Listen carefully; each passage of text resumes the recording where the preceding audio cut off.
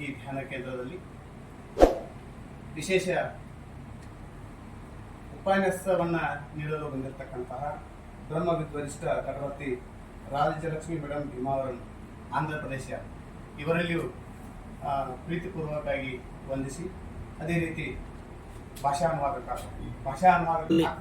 ಹುಬ್ಬಳ್ಳಿಯ ವಿಶಾಲಾಕ್ಷಿ ಅಕ್ಕನವರಲ್ಲಿಯೂ ವಂದಿಸಿ, ಇವತ್ತಿನ ಈ ಪಿರಾಮಿಡ್ ಧ್ಯಾನ ಕೇಂದ್ರದಲ್ಲಿ ಆಗಮಿಸಿರ್ತಕ್ಕಂಥ ಎಲ್ಲ ನಮ್ಮ ಧ್ಯಾನ ಸಾಧಕರಲ್ಲಿಯೂ ವಂದಿಸಿ, ಆದ್ಮೇಲೆ ಇವತ್ತಿನ ಈ ಉಪನ್ಯಾಸ ಕಾರ್ಯಕ್ರಮವನ್ನು ಪ್ರಾರಂಭಿಸೋಣ.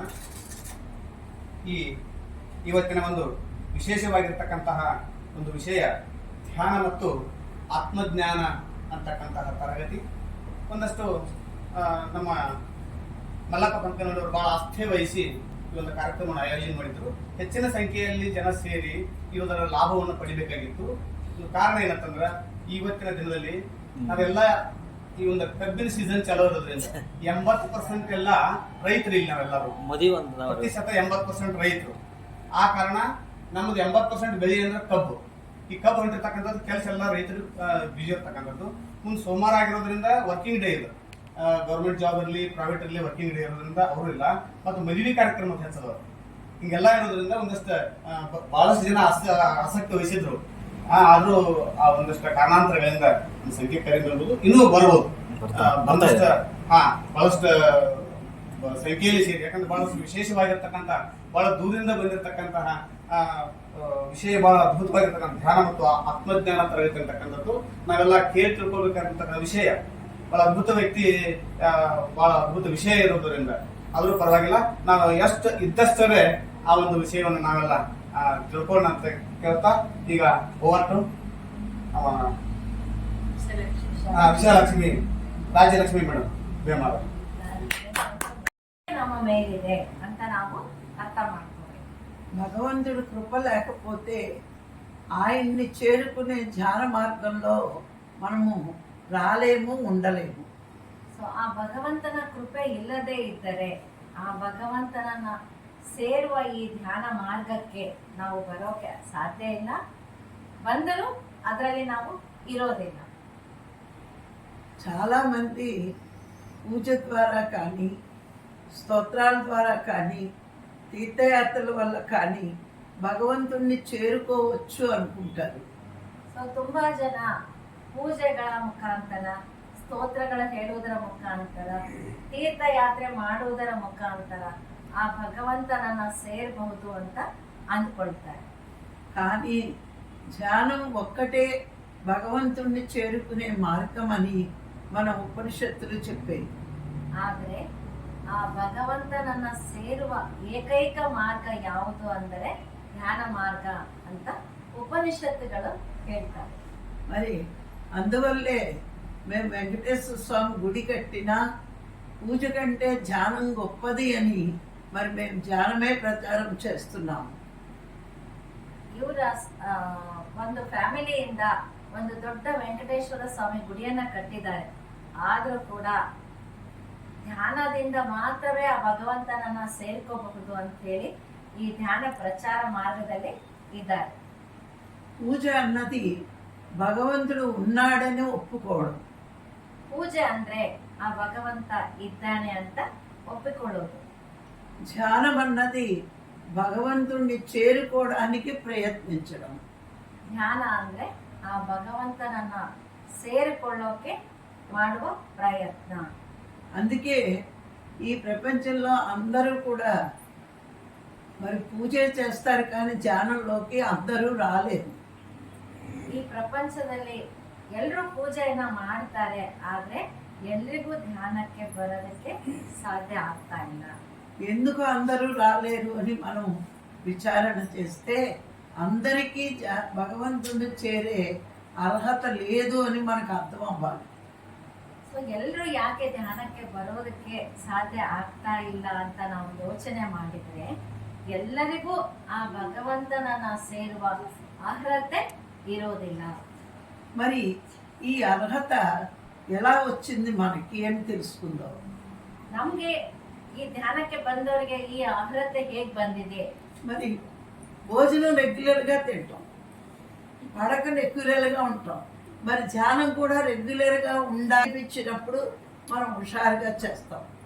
ಸೊ ನಾವು ಊಟ ಯಾವುದು ಸಮಯ ತಪ್ಪಿಸೋದಿಲ್ಲ, ನಿದ್ದೆ ಒಂದು ದಿನನೂ ತಪ್ಪಿಸೋದಿಲ್ಲ. ಸೊ ಅದೇ ರೀತಿ ಆಸಕ್ತಿಯಿಂದ ಧ್ಯಾನವನ್ನ ಕೂಡ ರೆಗ್ಯುಲರ್ ಆಗಿ ನಾವು ಮಾಡ್ತಾ ಇದ್ರೆ ನಮ್ಗೆ ಅದರ ಫಲಿತ ಸಿಕ್ಕೇ ಸಿಗುತ್ತೆ. మరి ప్రతి వాళ్ళమే మనం అనుకోవాలి, ధ్యానం చెయ్యకపోతే భోంచెయ్యను, ధ్యానం చెయ్యకపోతే నిద్రపోను అని అనుకున్నప్పుడు మరి ఆ 2 పళ్ళు కంటే ముందు ధ్యానం చేస్తాం. ಸೊ ಪ್ರತಿ ಒಬ್ಬರು ಧ್ಯಾನಕ್ಕೆ ಬಂದ್ಮೇಲೆ ಅಂದ್ಕೋಬೇಕು, ಇವತ್ತು ನಾನು ಧ್ಯಾನ ಮಾಡದೇ ಇದ್ರೆ ನಾನು ಊಟ ಮಾಡೋದಿಲ್ಲ, ಇವತ್ತು ನಾನು ಧ್ಯಾನ ಮಾಡದೇ ಇದ್ರೆ ನಿದ್ದೆ ಮಾಡಲ್ಲ ಅಂತ ನೀವು ಅಂದ್ಕೊಂಡಾಗ ನೀವು ಖಂಡಿತ ಧ್ಯಾನವನ್ನ ತಪ್ಪಿಸೋದಿಲ್ಲ. లోని జన్మ తీసుకుని ఈ అనుభవాలన్నీ పొందే వచ్చాం. ಸೊ ನಾವು ಕೂಡ ಈಗ ನಾವು ಏನು ಕಡಿಮೆ ಕುಲ ಅಂತ ಹೇಳ್ತೀವಿ, ಮೇಲಿನ ಕುಲ ಅಂತ ಹೇಳ್ತೀವಿ, ಎಲ್ಲಾ ಕುಲಗಳಲ್ಲಿ ಜನ್ಮ ತಗೊಂಡು ಅಲ್ಲಿ ಅನುಭವಗಳನ್ನ ತಗೊಂಡೇ ಈ ಜನ್ಮಕ್ಕೆ ಬಂದಿರ್ತೀವಿ. ఇది ధ్యానము అంటే చిట్ట చివరి జన్మల్లో మనం వచ్చినట్టు లెక్క. ಸೊ ಈ ಧ್ಯಾನಕ್ಕೆ ಬಂದಿದೀವಿ ಅಂದ್ರೆ ಒಂದು ಕೊನೆಯ ಜನ್ಮಕ್ಕೆ ಬಂದಿದೀವಿ ಅಂತ ಅರ್ಥ. ಅರ್ಥ ಆಗ್ತಾ ಇದೆಮ್ಮ? అవును. నా విషయమే ఒక అనుభవం చెప్తాను. నాకు చిన్నప్పటి నుంచి క్రిస్టియన్స్ అంటే చిరాకు. ಅವ್ರ ಬಗ್ಗೆ ಅವರು ಒಂದು ವಿಷಯವನ್ನ ಹೇಳ್ತಾ ಇದ್ದಾರೆ. ಅವರಿಗೆ ಕ್ರಿಶ್ಚಿಯನ್ಸ್ ಅಂದ್ರೆ ಅಷ್ಟೊಂದು ಇಷ್ಟ ಆಗ್ತಾ ಇರ್ಲಿಲ್ಲ. నేను చాలా చిన్నప్పుడు చదువుకునే రోజుల్లో మా టీచర్ ఇంటికి వెళ్ళాను. అక్కడ మాంసం ప్లేట్లో కనిపించింది. ಅವರು ಸಣ್ಣ ವಯಸ್ಸಲ್ಲಿ ಓದ್ಕೋಬೇಕಾದ್ರೆ ಅವ್ರ ಟೀಚರ್ ಮನೆಗೆ ಹೋಗಿದ್ರು. ಅಲ್ಲಿ ಒಂದು ಪ್ಲೇಟ್ ಅಲ್ಲಿ ಅವ್ರ ಮಾಂಸವನ್ನ ಇಟ್ಕೊಂಡಿದ್ರು. అది చూశాక మేము వైశాసం మాంసం తినం. అది చూసేటప్పటికి నాకు కడుపులోంచి వికారం వచ్చి అక్కడి నుంచి ఆ టీచర్ని ఆ జాతిని చూసినప్పుడల్లా మాంసం కనబడేది. ಸೊ ನಾವು ವೈಶ್ಯಾಸ್, ನಾವು ಯಾರು ಮಾಂಸ ತಿನ್ನೋದಿಲ್ಲ. ಆದ್ರೆ ಅವರು ಆ ದಿನ ಮಾಂಸವನ್ನ ನೋಡಿ ಆ ತಿನ್ನೋ ಜಾತಿ ಮೇಲೆ ಅವರಿಗೆ ಅಸಹ್ಯ ಭಾವನೆ ಬರಕ್ ಶುರುವಾಯ್ತು. ಅವ್ರನ್ನ ನೋಡಿದಾಗೆಲ್ಲ ಅದೇ ನೆನಪಾಗ್ತಾ ಇತ್ತು ಅವ್ರಿಗೆ. ఎవరైనా మాంసం తినేవాళ్ళు చూస్తే ఆ రక్తం కనిపించేది నాకు. ಯಾರಾದ್ರೂ ಮಾಂಸ ತಿನ್ನೋದನ್ನ ನೋಡಿದ್ರೆ ಅಲ್ಲಿ ಮಾಂಸದ ಬಂದು ರಕ್ತ ಕಾಣಿಸ್ತಾ ಇತ್ತು.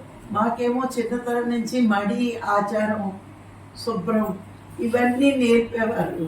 వాళ్ళు శుభ్రంగా ఉండరు, మాంసం తినేవాళ్ళు శుభ్రం ఉండదు, రక్తం ముట్టుకుంటున్నారు అనే ఒక చిరాకు భావం ఉండేది. ಸೊ ನಮ್ಮ ಮನೆತನಗಳಲ್ಲಿ ಚಿಕ್ಕ ವಯಸ್ಸಿಂದ ಒಂದು ಮಡಿ, ಸಂಸ್ಕಾರ, ಆಚಾರ, ಕ್ಲೀನ್ಲಿನೆಸ್ ಅನ್ನೋದಿರ್ತದೆ, ಅಂದ್ರೆ ಸ್ವಚ್ಛ ಅನ್ನೋದಿರ್ತದೆ.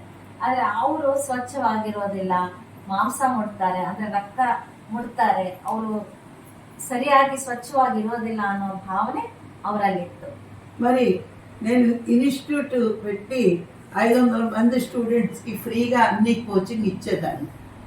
అలా అందరూ సమానమైన అందరికీ నేర్పిన ఆ కులాన్ని మాదాగా చూసేదాన్ని. ಅವರು ಧ್ಯಾನಕ್ಕೆ ಬರೋದಕ್ಕಿಂತ ಮುಂಚೆ ಒಂದು ಇನ್ಸ್ಟಿಟ್ಯೂಟ್ ಸಂಸ್ಥೆಯನ್ನ ನಡೆಸಿ 500 ಜನ ಮಹಿಳೆಯರಿಗೆ ಫ್ರೀ ಆಗಿ, ಅಂದ್ರೆ ಉಚಿತವಾಗಿ ಟೈಲರಿಂಗು, ಎಂಬ್ರಾಯ್ಡರಿ ಎಲ್ಲ ಹೇಳ್ಕೊಡ್ತಾ ಇದ್ರು.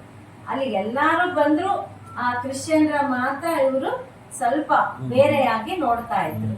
అని ఇన్స్టిట్యూట్ పెట్టుకున్నాను, అందరికీ నేర్పుతున్నాను. కానీ నా మనసులో ఆ భావం ఎందుకు పోవట్లేదు అని అడిగాను.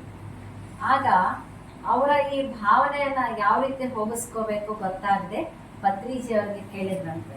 ಎಲ್ಲರೂ ಸಮಾನ ಅಂತ ತಿಳ್ಕೊಂಡು ಈ ಸಂಸ್ಥೆಯನ್ನ ಇಟ್ಟಿದ್ದೀನಿ, ಆದ್ರೂ ಕೂಡ ಆ ಕ್ರಿಶ್ಚಿಯನ್ರು ಅಂದ್ರೆ ಮುಸ್ಲಿಮರು ಅಂದ್ರೆ ನನ್ನಲ್ಲಿ ಆ ಭಾವನೆ ಹೋಗ್ತಾ ಇಲ್ಲ, ಯಾಕೆ ಅಂತ ಕೇಳಿದ್ರಂತೆ.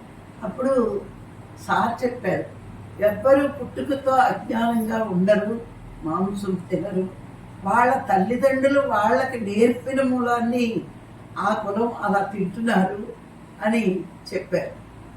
ಆಗ ಪತ್ರಿಜಿ ಅವರು ಹೇಳಿದ್ರು, ಹುಟ್ಟಿದಾಗ ಯಾರು ಅಜ್ಞಾನಿಗಳಾಗಿರೋದಿಲ್ಲ, ಅವ್ರು ಬೆಳೀತಾ ಬೆಳೀತಾ ಅವ್ರ ತಂದೆ ತಾಯಿ ಅವರಿಗೆ ತಿನ್ನಿಸಿದ ಕಾರಣ, ಆ ಸಂಸ್ಕಾರ ಅವರಲ್ಲಿ ಬರ್ತಾ ಇರೋ ಕಾರಣ ಅವರು ಆ ರೀತಿ ಇರ್ತಾರೆ.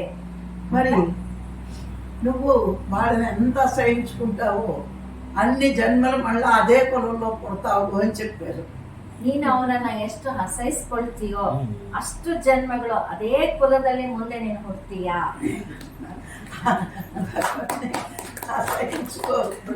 ఇంకా అప్పటి నుంచి నాకు ఆ క్రిస్టియన్స్ ముస్లిమ్స్ అసహ్యాన్ని తగ్గించుకుని అందరు ఆత్మలే అందరు ఆత్మలే అందరు ఆత్మలే అని పదే పదే మరణం చేసుకున్నాను నేను. ಸೊ ಪತ್ರಿಜಿ ಅವರು ಹೇಳಿದ ಮೇಲೆ ಅವರ ಮೇಲೆ ಅಸಹ್ಯ ಭಾವನೆಯನ್ನ ಕಡಿಮೆ ಮಾಡಿಕೊಂಡು ಅವರನ್ನ ನೋಡಿದಾಗೆಲ್ಲ ಎಲ್ಲರೂ ಆತ್ಮಗಳೇ ಅಂತ ಅವರಿಗೆ ಅವರೇ ಮನನ ಮಾಡ್ಕೊಳ್ತಾ ಇದ್ರು. ಶರೀರಕ್ಕೆ ಸಂಬಂಧಪಟ್ಟ ಲಾಭಗಳು ಏನು ಅಂತ ನಾವು ತಿಳಿದುಕೊಳ್ಳೋಣ. మనకి పత్రిజీ చెప్తారు కడుపు నొప్పి నుంచి క్యాన్సర్ వరకు దీని ద్వారా తగ్గించుకోవచ్చు. ನಮ್ಗೆ ಪತ್ರಿಜಿ ಗುರುಗಳು ಹೇಳ್ತಾರೆ ಹೊಟ್ಟೆ ನೋವಿನಿಂದ ಹಿಡಿದು ಕ್ಯಾನ್ಸರ್ ವರೆಗೂ ನಾವು ಧ್ಯಾನದಿಂದ ನಿವಾರಣೆ ಮಾಡ್ಕೋಬಹುದು ಅಂತ. నిజంగా పూర్వజన్మ కృతం పాపం వ్యాధి రూపేణ పీడితే. ಭಗವದ್ಗೀತೆಯಲ್ಲಿ ಹೇಳ್ತಾರೆ ಪೂರ್ವ ಜನ್ಮ ಕೃತಂ ಪಾಪಂ ವ್ಯಾಧಿ ರೂಪೇಣ ಪೀಡಿತೆ ಅಂತ. అంటే గత జన్మలో మనం చేసిన పాపమే ఈ జన్మలో మనకి రోగాల రూపంలో వస్తాయి. ನಾವು ಹಿಂದಿನ ಜನ್ಮಗಳಲ್ಲಿ ಮಾಡಿದ ಪಾಪ ಕರ್ಮಗಳೇ ಈ ಜನ್ಮದಲ್ಲಿ ನಮ್ಗೆ ರೋಗಗಳಾಗಿ ಬರುತ್ತವೆ. మరి ಶಿಷ್ಯ ಕೊಡ್ತಾರೆ, ಆ ನೋವು ಏನೂ ಗೊತ್ತಾಗೋದೇ ಇಲ್ಲ ನಮ್ಗೆ. మరి ఆ మత్తు వదిలేక నొప్పి తెలుస్తుంది. ಆದ್ರೆ ಯಾವಾಗ ಮತ್ತೆ ನಮ್ಗೆ ಎಚ್ಚರ ಆಗತ್ತೆ ಆ ನೋವು ಗೊತ್ತಾಗುತ್ತೆ ನಮ್ಮನ್ನ. అప్పుడు శ్వాస మీద ధ్యాస వల్లే మనసు ఆలోచన రహిత స్థితికి వెళ్ళి ఇక ఒక టైంలో శూన్యంలోకి వెళ్ళిపోతుంది. ఇంకా ఆలోచించదు అది. ಸೊ ಯಾವಾಗ ನಾವು ಶ್ವಾಸದ ಮೇಲೆ ಗಮನ ಇಡ್ತೀವೋ ಆ ಮನಸ್ಸು ನಿಧಾನವಾಗಿ ತನ್ನ ಕೆಲಸ ಕಡಿಮೆ ಮಾಡಿ ಯಾವಾಗೋ ಒಮ್ಮೆ ಶೂನ್ಯ ಸ್ಥಿತಿಗೆ ನಾವು ಹೋಗ್ತೀವಿ. అప్పుడు ఎప్పుడైతే శూన్యం పొందిందో మనసు లేని స్థితి అప్పుడు బ్రహ్మరంధ్రం ఓపెన్ అవుతుంది. ಸೊ ಯಾವಾಗ ಸಂಪೂರ್ಣವಾಗಿ ಶೂನ್ಯ ಸ್ಥಿತಿಗೆ ಹೋಗ್ತೀವೋ ಈ ಬ್ರಹ್ಮರಂಧ್ರ ಓಪನ್ ಆಗುತ್ತೆ. అప్పుడు మనకి ఆ శక్తి లోనికి విశ్వశక్తి లోనికి వచ్చి మన 72,000 నాడుల్ని క్లీన్ చేస్తూ ఉంటారు. ಸೊ ಯಾವಾಗ ಆ ಬ್ರಹ್ಮರಂಧ್ರ ಓಪನ್ ಆಗಿತ್ತು ಆ ವಿಶ್ವಶಕ್ತಿ ನಮ್ಮ ದೇಹದೊಳಗೆ ಪ್ರವೇಶ ಆಗಿ 72,000 ನಾಡಿ ಮಂಡಲವನ್ನ ಅದು ಶುದ್ಧಿ ಮಾಡುತ್ತೆ. అలా సాధన ఎక్కువ చేయగా విశ్వశక్తి ఎక్కువ తీసుకోవడం వల్ల మన నాడులు శుభ్రమయ్యి మన రోగాలు తొందరగా పోతూ ఉంటాయి. ಸೊ ಯಾವ ರೀತಿ ನಾವು ಧ್ಯಾನ ಹೆಚ್ಚು ಹೆಚ್ಚು ಮಾಡ್ತಾ ಹೋಗ್ತೀವೋ ನಮ್ಮ ಬ್ರಹ್ಮರಂಧ್ರ ಓಪನ್ ಆಗಿ ಆ ವಿಶ್ವಶಕ್ತಿ ನಮ್ಮೊಳಗೆ ಹೆಚ್ಚು ಹೆಚ್ಚು ಪ್ರವೇಶ ಆಗಿ ನಮ್ಮ ನಾಡಿಗಳು ಶುದ್ಧಿಯಾಗಿ ನಮ್ಮ ಶಾರೀರಿಕ ರೋಗಗಳು ಕಡಿಮೆ ಆಗುತ್ತೆ ಬರ್ತಾ ಇದೆ. ఇప్పుడు చూడండి మనకి ఒక 10 బస్తాలు మోసే శక్తి ఉందనుకోండి, 100 బస్తాలు మోయమంటే ఏమవుతారు? ಸೊ ಈಗ ನಮ್ಗೆ ಒಂದು 10 ಚೀಲ ಅಲ್ಲ ಒಂದೇ ಚೀಲ ಒಂದು ಚೀಲ ಹೊತ್ಕೊಂಡು ಹೋಗೋ ಶಕ್ತಿ ನಮ್ಗಿದೆ. ಇನ್ನು 10 ಚೀಲ ನೀವು ಹೊತ್ಕೊಂಡು ಹೋಗಂದ್ರೆ ಏನ್ ಮಾಡ್ತೀರಿ? అలాగే మన బ్రెయిన్ రోజుకి 60,000 ఆలోచనలు చేస్తుంది. ಸೊ ಅದೇ ರೀತಿ ನಮ್ಮ ಮೆದುಳು 60,000 ఆలోచనಗಳನ್ನ ಮಾಡ್ತಾ ಇದೆ. మరి అంతకంటే ఎక్కువ చేస్తే ఇది డ్యామేజ్ అవుతుంది కదా. ಅದಕ್ಕಿಂತ ಹೆಚ್ಚು ಆಲೋಚನೆಗಳನ್ನ ನಾವು ಕೊಟ್ರೆ ಆ ಮೆದುಳಿನ ಕೆಲಸ ಕಡಿಮೆ ಆಗುತ್ತೆ, ಅದು ಕೆಟ್ಟು ಹೋಗುತ್ತೆ. చెప్పు మన పూర్తిగా 5 నిమిషం. ಮೇಡಮ್ ಅವರು ಬೆಂಗಳೂರಲ್ಲಿ ಒಬ್ರು ಮನೆಗೆ ಹೋಗಿದ್ರು. ಅವರಿಗೆ ಒಬ್ಬನೇ ಮಗ, ಇಬ್ರು ಜಾಬ್ ಮಾಡ್ತಾ ಇದ್ದಾರೆ.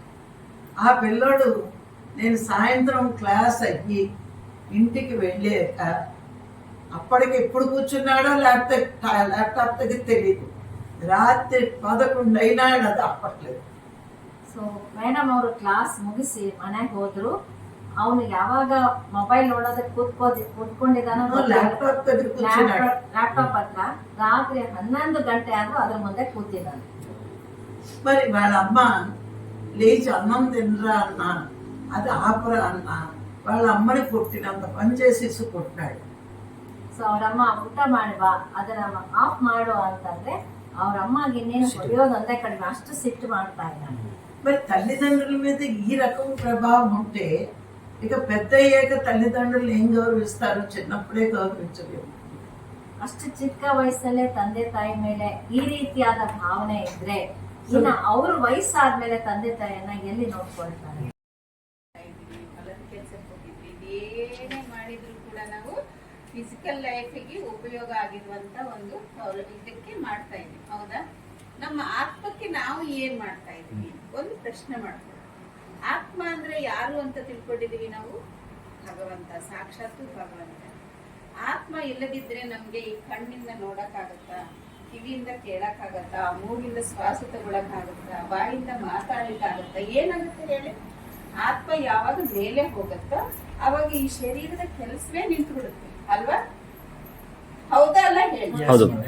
ಈಗ ಒಂದು ಆಕ್ಸಿಡೆಂಟ್ ಆಗಿದೆ ಅಂತ ನಾವೆಲ್ಲರೂ ತಿಳ್ಕೊಳ್ಳೋಣ. ನೋಡೋಣ, ಆಕ್ಸಿಡೆಂಟ್ ಆದಾಗ ಅದು ಆತ್ಮ ಹೋಗ್ಬಿಟ್ಟಿರುತ್ತೆ. ಆದ್ರೆ ನಾವು ಈ ಒಂದು ಸಾಯೋಕೆ ಮುನ್ನನೇ ನಾವು ಕಣ್ಣನ್ನ ದಾನ ಮಾಡ್ತೀವಿ, ನಮ್ ಕಿವಿನ ದಾನ ಮಾಡ್ತೀವಿ, ಎಲ್ಲ ದಾನಕ್ಕೆ ಬರ್ದಿರ್ತೀವಿ. ನಮ್ ಕಣ್ಣು ಹೋಗಿ ಇನ್ನೊಂದು ಆತ್ಮದಲ್ಲಿ ಸೇರಿದಾಗ ನಮ್ ಕಣ್ಣು ಕೆಲಸ ಮಾಡ್ತವೆ. ಇಲ್ಲಿ ಕೆಲಸ ಮಾಡ್ತಿರೋದು ಆತ್ಮನ ಕಣ್ಣ? ಆತ್ಮ ಅಲ್ರಿ? ಹೌದಲ್ಲ? ಆತ್ಮ ಇದ್ರೆ ಮಾತ್ರ, ಅಂದ್ರೆ ಜೀವವಿದ್ರೆ ಮಾತ್ರನೇ ಈ ಶರೀರ ಕೆಲಸ ಮಾಡುತ್ತೆ. ಅಂದ್ರೆ ಲೈಕ್ ಕಾರಲ್ಲಿ ಡ್ರೈವರ್ ಇದ್ರೇನೆ ಕಾರ್ ಓಡ್ತೈತಿ, ಅಲ್ಲಿ ಸುಮ್ನೆ ಕಾರ್ ತಂದು ಕೂರ್ಸಿದ್ರೆ ತನ್ನಷ್ಟೇ ತಾನೇ ಓಡ್ತದ. ಆ ಡ್ರೈವರ್ ಯಾರು ಅಂತಂದ್ರೆ ಆತ್ಮ. ಆತ್ಮ ಜ್ಞಾನ ನೀಡೋರು ಈಗ ಈ ಸೊಸೈಟಿದಲ್ಲಿ ತುಂಬಾನೇ ಕಡಿಮೆ ಇದ್ದಾರೆ. ಯಾರು ಇಲ್ವೇ ಇಲ್ಲ ಮೇಡಮ್. ಹೇಳ್ಬೇಕಂತಂದ್ರೆ ಎಲ್ಲ ಸತ್ಯ ಎಲ್ಲ ಹೇಳ್ತಾ ಇರ್ತಾರೆ, ಆತ್ಮ ಆತ್ಮ ಅಂತ ಹೇಳ್ತಾರೆ. ಆ ಜ್ಞಾನ ಕೊಡೋರು ತುಂಬಾ ಕಡಿಮೆ ಇದ್ದಾರೆ. ಅಂತಹ ಒಂದು ಜ್ಞಾನ ನಮ್ಗೆ ಸಿಗ್ತಾ ಇದೆ. ಇದ್ರ ಒಂದು ಇಂಪಾರ್ಟೆನ್ಸ್ ತಿಳ್ಕೊಂಡು ನೀವು ಎಲ್ಲ ದಯವಿಟ್ಟು ಯಾರು ತಪ್ಸಕ್ ಹೋಗ್ಬೇಡ್ರಿ. ಸಾಯಂಕಾಲ ಕೂಡ